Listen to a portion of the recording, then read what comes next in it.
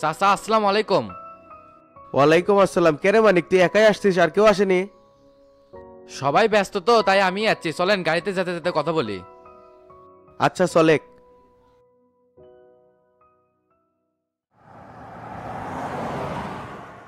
তে চাচা সম্মেলন কেঙ্কা হলো? মাশাআল্লাহ ভালোই হয়েছে, বিশ্ব রাজনীতি সম্পর্কে মেলা অভিজ্ঞতা অর্জন হলো। এই অভিজ্ঞতা আপনার অর্জন করার দরকার ছিল। তে সুইজারল্যান্ড বলে অনেক সুন্দর দেশ চাচা। অনেক সুন্দর দেশ, সাজানো গোছানো, ওখানকার নাগরিকরাও নিয়মতান্ত্রিকভাবে বসবাস করে। আর জনগণ আইনকে খুব শ্রদ্ধা করে, একদম প্রথম শ্রেণীর উন্নত মানের একটা দেশ। যে দেশের জনগণ সুশৃঙ্খল, দেশের আইন ও নিয়ম মেনে বসবাস করে, কোনো দুর্নীতি আর চোর বাটপার নাই, সে দেশ তো উন্নত হবেই। আর আমাদের দেশের দিকে তাকান, চোখে পড়বি ত্যাগী নেতা, আদালি নেতা, ভণ্ড, চাঁদাবাজ, এদেশের উন্নয়ন কেমনে হবি? অবশ্যই আমাদের সবার সম্মিলিত প্রচেষ্টায় আমাদের দেশও একদিন উন্নত হবে মানিক, সেদিন আর বেশি দেরি নাই। স্বাধীনতা 54 বছরে যেহেতু উন্নত হয়নি, তাহলে আর কবে হবি চাচা সেটা তো কোয়া যাচ্ছে না। ওস্তাদকে আর কম চেষ্টা করিচ্ছে দেশের জন্য, অথচ তাকে একের পর এক বিপদে ফেলানো হচ্ছে। এ জাতির ভাগ্য উন্নয়ন কেমনে হবি? তারা তো আর সূর্য সন্তানকে চেনে না, মেরা ফালায়।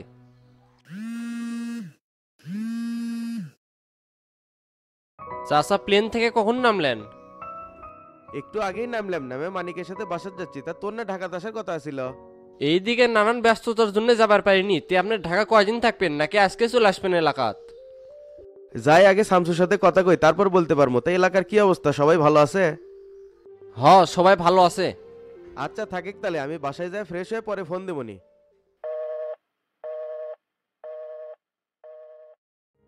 টেরা ঢাকাতে আসলো না কি জন্য চাচা?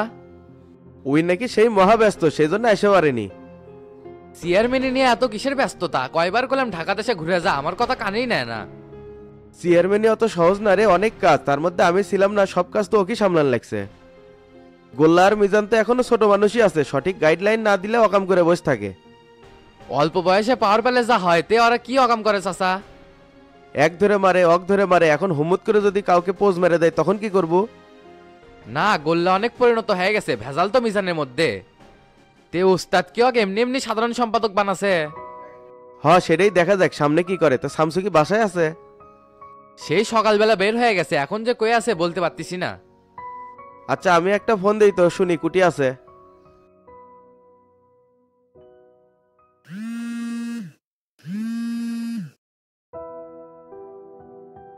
চাচা বলেন, প্লেন থেকে নামছেন? একটু আগেই নামলাম। তা তুমি কুটি, ব্যস্ত নাকি? ব্যস্ত বলতে আমি দপ্তরে আছি। মানে আপনাকে আনতে যায়নি? মানিক আমার সাথে আছে। তা তুমি বাসায় কখন আসবা?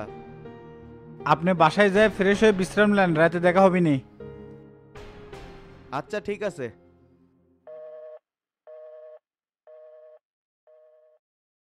সভাপতি আজকে রাতে ফ্লাইটে আসবে, আমরা কি রাতেই যা দেখা করবো নাকি?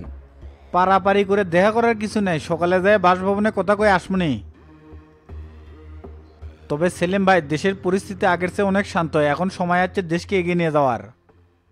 দেশের ভারসাম্য এখন অনেক ভালো, সেটা ঠিক, তবে জনগণের চাহিদাও কিন্তু বাড়তিছে।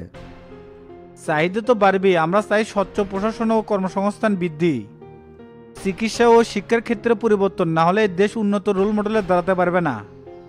আমিও তেমনি ভাবছি, শুধু জনতা পার্টি একাই দেশকে এগিয়ে নিতে পারবে না, সকল রাজনৈতিক দলগুলোর সহযোগিতাও দরকার আছে। অন্য রাজনৈতিক দলরা কি সহযোগিতা করবে? ওরাই আরো সুযোগে আছে ক্ষমতায় যাওয়ার, আর ক্ষমতার চেয়ার পায়ে দেশের সম্পদ চাটেমেটে খায় বিদেশে পাচার করবি, তাই যা করার হামাকারি করতে হবে। তুমি কি কি পরিকল্পনা করছো বলো তো? দুর্নীতির দমন কমিশনকে আরো স্বাধীন করতে হবে, যাতে যে দলই ক্ষমতায় থাকুক দুর্নীতির বিচার যাতে থামে না যায়।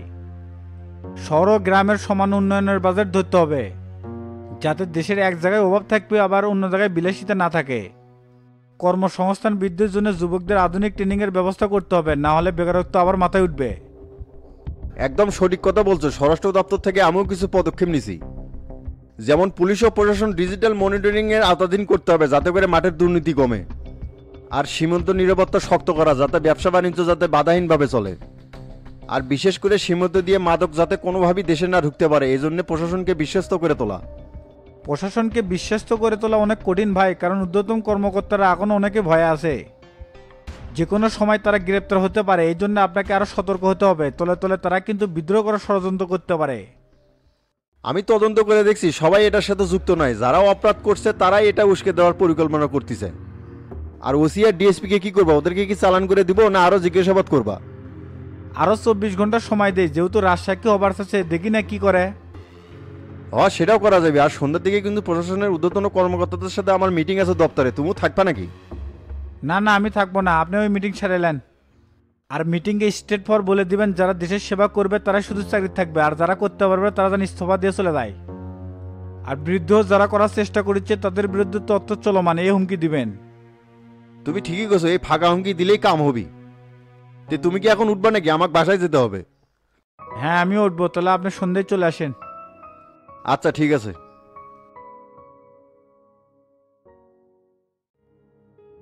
যাইকন ভাই, আজকে কর্মী সমাবেশটা করে কিন্তু সেই ভালো হলো, মাঠ এটে করে আমাকে আরো শক্ত হবি। শক্ত তো হবি, ইনকে করে হামা করে আগান লাগবি রে জাহাঙ্গীর। তে চ্যাংরা ব্যাংরা কি সব চলে গেছে না এখনো আছে? না এখনো যায়নি, খরচাপাতি দিয়ে বিদায় করে দিমু। আচ্ছা, মিলনের কাছে খরচাপাতি দেওয়া আছে, ওর থেকে টাকা পয়সা নিয়ে চ্যাংরা ব্যাংরা খাওয়া দাওয়া বিদায় করে দে। আজকে একলা একলা প্রোগ্রাম করে কামের কাম বানে ফেলাছি। এখন কয়েকজন সাংবাদিকের দিয়ে নিউজটা করে দিবে পারলে কেন্দ্র পর্যন্ত জেনে যাবি, তারপর বুঝতে পারবি নি বগুড়ার হাবিব কি জিনিস। তে হাবিব, আজকে কি পার্টি অফিসে কোনো প্রোগ্রাম করলে নাকি? করলাম তো, সভাপতি সেক্রেটারি কেউ নাই, পার্টি অফিস কি ইনকা খালি তুলে হবি, প্রোগ্রামের উপরেই রাখা লাগবি। তে উনকে দাঁড়িয়ে থাকলেন কে, বসেন। সভাপতি নাই, সেক্রেটারি তো ঠিকই আছিল, স্ট্যান্ড বাই আমি আসছিলাম, একটাবার জানাবারও তো প্রয়োজন মনে করলে না?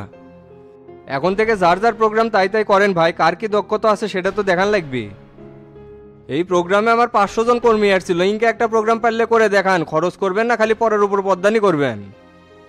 আপনি তো খালি ফাঁকা বলি আওরান আর সিন্ডিকেট রাজনীতি করেন। লোকজন আমি রেডি করবো আর আপনি খালি সামনে এসে ছবি তুলে ছাড়ে দিবেন। ওই দিন চলে গেছে শফিক ভাই। তোমার কি মনে হয় আমরা কি কর্মী ছাড়া প্রোগ্রাম করি নাকি? ওকে পকেট ছাড়া দিলে হাজার হাজার কর্মী বের হবে। সেটা তো মুখে গেলে হবি না ভাই, বাস্তবায়ন করে দেখান লাগবে। হাবিব কি শফিকে চ্যালেঞ্জ করতেছো নাকি? বগুড়া শহরের রাজনীতি মনে হয় তুমি আগে যাচ্ছ। রাজনীতিতে যাই আগে আসুক, সংগঠনে টিকে থাকতে গেলে কর্মীদের নিয়ে অ্যাক্টিভ থাকতে হবে। খালি ফাঁকা আওয়াজ দিয়ে নমিনেশন করে চিল্লালেই হবি না। যে পাটশাট লিচ্ছ মনে হচ্ছে নমিনেশন পেয়ে বসে আছো। বগুড়ার রাজনীতি কিন্তু এত সহজ নয়। এলাকার এমপি হবার গেলে ব্যক্তিত্ব আর ধৈর্য থাকা লাগবে, সেটা কিন্তু তোমার নাই, বগুড়াবাসী সেটা জানে। 2 সাইডে টোকাই পালাপেন একদম প্রোগ্রাম করে মনে হচ্ছে নমিনেশন পেয়ে গেছে, এত লাইলে আদেশন নাই হাবিব। এমন চাল চালমু অস্তিত্ব একবার নাই হয়ে যাবি। তার সাথে সবাই আমাকে সাপোর্ট দিচ্ছে, তুমিও দাও। যদি আমি এমপি হবার পারি তোমাকে ভালো পজিশনে নিয়ে যায় একটা চেয়ার তুমি, এই পার্টি অফিসে বসে থেকে কথা দিচ্ছি। এই উল্টো অফারটাই যদি আমি আপনাকে দিই তাহলে কি মানবেন এটা? এই তো বেশি বুঝলা, তোমার আর আমার লেভেল কি আগ করিচ্ছ, কেন্দ্রে কার দাপট বেশি সেটা দেখো নাই? ওই হেড আমার নাই, মোল্লা এখন জেলে, এখন শামসুর রাজত্ব চলিচ্ছে, সেই অনুযায়ী কথা কন। শামসু এখন কাক সমর্থন করবে সেটা তো আপনি ভালো করেই জানেন, আপনার সাথে ফাও পেশাল পেরে তো লাভ নাই। এ জাঙ্গিরে গাড়ি বের করে। হাবিব, রাজনীতির এমন খেলা খেলমু কি হবি বুঝতে পারবে না। সিয়ারের স্বপ্ন দেখিচ্ছ না, চোখ দিয়া জোনায় পোকা দেখামু। শামসু এলাকাতে আসার আগে ঢাকার যা সিকোনে দেখা করে আসা লাগবি। টাকা পয়সা যত খরচ হয় হোক, নমিনেশন এবার আমি নেবই।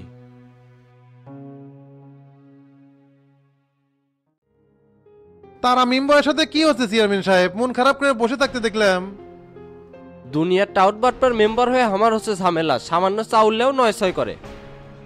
গতকাল গোবিন্দপুরের অনেক লোকজন চাউল না পেয়ে ঘুরে গেছে, তাহলে আমি চাউলগুলো কি করছে? কি করবি, ওরলে চুরি করে বেঁচে দিছে। মেম্বার কি আর এমনি এমনি হচ্ছে, এরা তো এঙ্গা করেই চলে। আর আমার ওয়ার্ডের চাউল বিতরণ করে তো আমি আগেই চলে গেছি। তুই তো মহাব্যস্ত হয়ে গেছু, কাজ শেষ হয়ে গেলে 1 মিনিটও ইউনিয়ন পরিষদে থাকিস না। তোতা ভাই ফোন দিয়ে ডাকছিল তো সেই জন্য গেছিলাম, না হলে তো আমি সবসময় ইউনিয়ন পরিষদই থাকি। বললে 9-6 কথাকে লাভ নাই। শোন ডন, এখন থেকে চাউলের সব বিষয় তুই হ্যান্ডেল করবো। ভোলা আর মকবুল মেম্বার কি আমার কথা শুনবি নি? ওরা তো আমাকে দেখতেই পারে না। আর মকবুল মেম্বার তো এলাকাত কয়ে বেড়াচ্ছে কম্বল বলে আপনি ওকে কম দিছেন। বাঙালির আত্মা ভরান খুব কঠিন রে, সবাই কি যা দিছি অক তো তাই দিছি। তারপরেও যদি সমালোচনা করে তাহলে কি আমি কিনে লেসে দিমু? ওই লোক আর ভোলা মেম্বার একই টাইপের, যতই দিবেন মন ভরাবার পারবেন না। আসসালামু আলাইকুম চেয়ারম্যান সাহেব। ওয়ালাইকুম আসসালাম। এ ভোলা ভাই, আপনি কেবল আসলেন? আপনি কিনা অনেকক্ষণ আগে ডাকা হচ্ছে। বাড়ির কাটা মারার কাম চলিচ্ছে তো, তাই আসতে না দেরি হলো। সেটা বুঝলাম, কিন্তু আপনি চাউলে 900 শুরু করছেন কে? আপনি রডের লোকজন চাউল না পেয়ে ঘুরে যায় কে? সেল তো আমি কম পেয়েছিলাম, এই জন্যই দুইজন ঘুরে গেছে। 9টা ওয়ার্ডের কোনো জায়গায় চাউল কম পড়লো না, খালি আপনার কাছে এসে চাউল কম পড়লো। হ্যাঁ চেয়ারম্যান সাহেব, ওনার চাল কম পরে, কম্বল কম পরে, এলিয়া বা এলাকার মধ্যে সমালোচনা করে বেড়ায়। এ ডন মিশা এক কথা বস কি জন্য আমি কোটি সমালোচনা করে বেড়াচ্ছি বে? সামান্য চাউলের জন্য যে আপনি আমাকে ডেকে পাঠাবেন এটা তো আমি ভাববারই পারিনি। এই মেয়ে, এটা আপনার কাছে সামান্য বিষয় মনে হলো? রিলিফের চাউল বেচে পকেট খরচ চালান, এটা কোন ধরনের অভ্যাস? যেই কয়জন ঘুরে গেছে এই 20 কেজি চাউল দিয়ে তাকে একমাত চলুনি, আর আপনি তাকে হক মেরে দিছেন। এল্লা টাউটমি করার জন্য মেম্বার হোসেন, সামান্য চাউলের লোভ সামলাবার পারেন না, তাই আবার জনগণের সেবা করবে আসছে। জনগণের সমর্থনে হয় নাই, ভোট কিনা মেম্বার হচ্ছে, এলি তো করবি। এ ডনে তুই চুপ থাক, আমার কাছে নাক গলাস কি জন্যে? জনপ্রিয়তা আছে কিনা সেটা আমার ওয়ার্ডে যায় দেখে আসিস। কেটা কিভাবে মেম্বার হচ্ছে সেটা সবাই জানে। চেয়ারম্যান দায়িত্বে থাকাকালীন এই ইউনিয়নে কেউ 2 নাম্বারই করতে পারবি না, করলে সঙ্গে দুমু। শোনেন ভোলা ভাই, আপনি সিনিয়র মানুষ, প্রথমবার ভুল করছেন, ক্ষমা করে দিলাম। নেক্সট টাইম এরকম ক্লেম পেলে আপনি কিন্তু সাসপেন্ড করে দিব। মিলনের দোকান থেকে 880 টাকার চাউল বাকি ওই লোকগুলো দিচ্ছি, আপনি ওই টাকা পরিশোধ করে দিবেন। আচ্ছা ঠিক আছে চেয়ারম্যান সাহেব, আমি গেলাম তাহলে। এ ডন, গাড়ি বাইর করতো বাড়ামু। আচ্ছা ভাই, বার করিচ্ছি।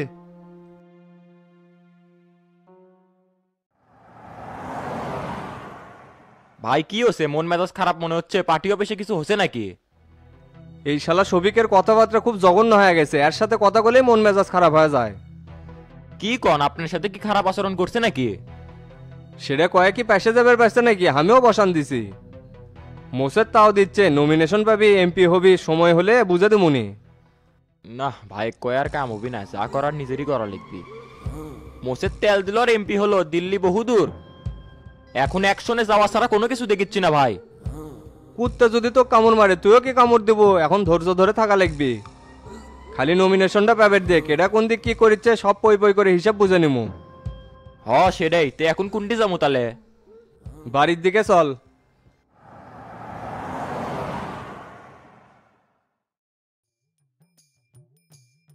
ক্যারে মিজান, গতকাল রাতে তুই কুটি আসিল? কোনে থাক মোবাইল, বাড়িতে তো আসিলাম। মিথ্যা কথা কস না, রাত 1টার সময় বাড়ি ঢুকছো, এতক্ষণ কুটি আসিল সেটা ক। ও ভুলাই না গেছিলাম, আমি তো প্রজেক্টে গেছিলাম, পলাশেক দায়িত্ব দিছেন ওনা দেখার জন্যে। মিথ্যা কথা কস না, তুই বালুর প্রজেক্টে যাসনি, পলাশের সাথে আমার কথা আছে। তুই কুটি গেছিল সেটা ক। কে রে গোল্লা, মিজান কি করছে? ওর পেছন চোট পাট নুচুকে। এই হারামজাদা গতকাল রাতে কুটিবে না ছিল, স্বীকার করিচ্ছে না। কুটি থাকবি, গত রাতে এক না বোরার তলা থেকে বাড়িতে দেখলাম। বড়ার তলা থেকে বাড়াছে মানে? সাথে আর কেটে আসিল? পশ্চিম পাড়ার টুকুর বেটা দেলোয়ারার সাথে আসিল। ক্যারে তুই দেলরের সাথে বড়ার তলা কি করিচ্ছিল? ওই তো পাক্কা গাঞ্জাখোর। আমি ওই পাগে আসিছিলাম, হোমবুত করে দেখা হচ্ছে, আর ওই কি খায় না খায় সেটা কেমনে কমো? এ মিজান, মিছা কথা কইস না, ওই চেংড়া গুলো খুবই খারাপ, এলাকার মধ্যে মাদকের বিস্তার ঘটাচ্ছে। তোমার ঘরে সন্দেহ হলে অক ধরে নিয়ে এসে জিজ্ঞাসাবাদ করো, আমি আর উল্লে 6 মাসের মধ্যে নাই। এগুলা ছোটখাটো বিষয়ে জিজ্ঞাসা করার কি আছে? রাজনীতি করে রাতে বেলা কাজ টাজ থাকতেই পারে। আইনালের মতো ফোকাস্টিক লোকের কথা শুনে যদি আমার উপর চোটপাট করেন তাহলে রাজনীতি ছেড়ে দেওয়া লাগবে। এ মিজান, মুখ সামলে কথা কও, তুই কাক ফোকাসিং করছে? এই মাদক অভিযান চলমান থাকলে তুই এই সিন্ডিকেটের মধ্যে পড়ে যাবো, আমি শিওর। তুমি কিছু খাও না, জগতের কিছু বোঝো না, এলে টুকটাক না খাইলে ধরবে কেমনে? এই তো সত্যি কথা বাড়াছে, তার মানে তুই গতকাল রাতে খাসু? মিথ্যা কথা কমো না ভাই, গতকাল রাতে 2-3 টান মারছি। এবারে মতো ক্ষমা করে নেন ভাই, নেক্সট টাইম আর হবি না। এটা স্বীকার করলে তো এত পেশাল বাড়া লাগে না। যা ভিতর থেকে 2টা চা নিয়ে আই। আচ্ছা নিয়ে এসেছি। এ আইনাল ভাই, দাঁড়িয়ে আসো কে? বসো। এ এখন আর না বসি, সারাদিন দোকানদারি করছি, মাথা লেগে গেছে। তুই রেডি হয় বাইরে বাড়ামো। তাহলে একটু অপেক্ষা করো, আমি রেডি হয়ে আসি।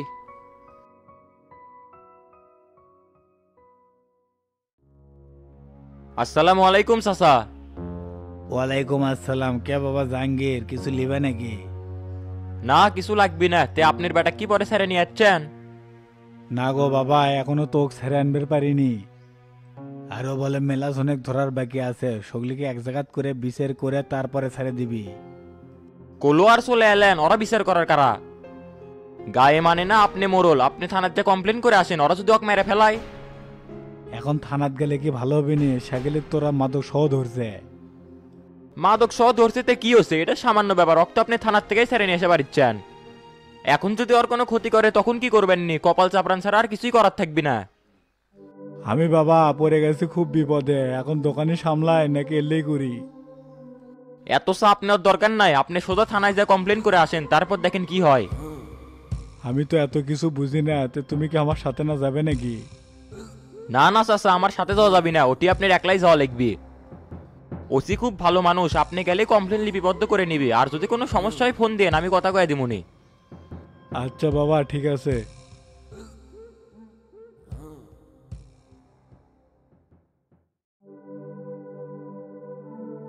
সরি স্যার, আমার জন্য আপনাকে এই পরিস্থিতিতে পড়া লাগলো।